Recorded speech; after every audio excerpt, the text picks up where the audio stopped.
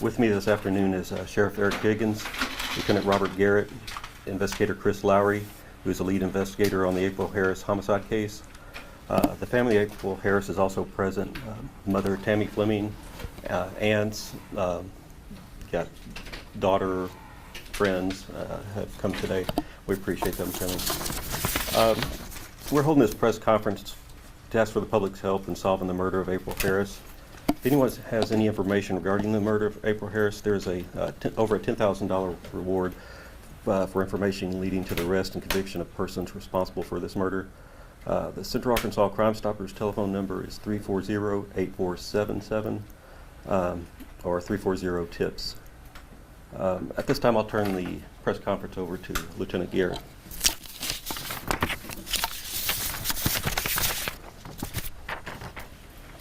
Good afternoon. Give you a little bit of information to let you know exactly why we're here today. On January 19th of 2018 at 6:28 in the morning, sheriff's deputies responded to 5900 McCain Place. On that day, we learned that April Harris, a young mother of 4, had been fatally shot as she and her children exited their apartment. Also struck by this suspect was April's 5-year-old daughter, whom she was carrying in her arms. The individual was described as an African-American male wearing a black ski mask and wearing all black. We have been vigilant in helping this family seek justice for April. We continue to do so. At this time, we are asking for the community to help us provide any information that they may have regarding this incident so that we can help identify the persons responsible for this.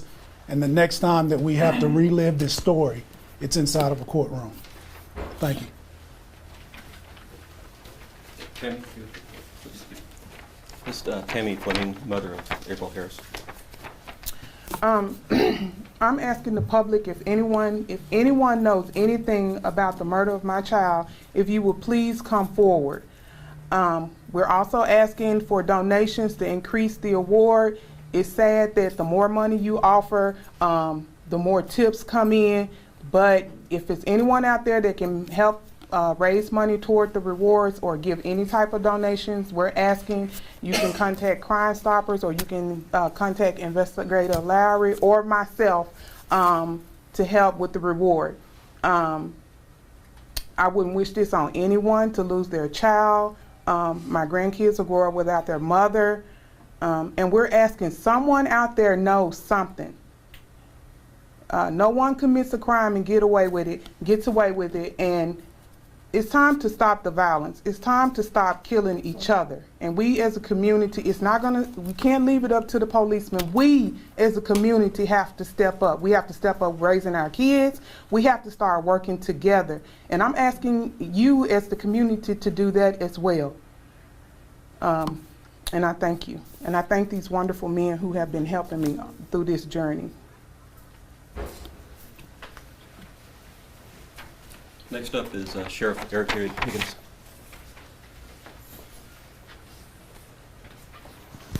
You know, as what was said, that we don't want any mother, any parent to have to go through what you've had to go through, Ms. Fleming. We're asking for the public's help. You know, I think about the safest place for a 5-year-old child is in the arms of their mother. And to have that child not only be injured, but to witness their mother being killed. And that's tragic. And the families having to deal with that. And we would just like to provide some closure. There's nothing we can do to bring Ms. Harris back, but we can help. We believe someone knows. You have some information. You may not think it's that important, but maybe you saw something that day. Maybe you heard something. And we're asking you to come forward. If not for April Harris, then come forward for her children. And so we ask you to call us. Help us to bring closure for the family.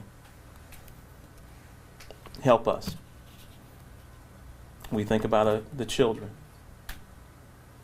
the tragedy that they saw, what they have to deal with for the rest of their life. And we're just asking you to let us know what you've seen. Again, you may not think it's very important, but the investigators need every bit of information to try to solve this case. Thank you. That concludes our press conference.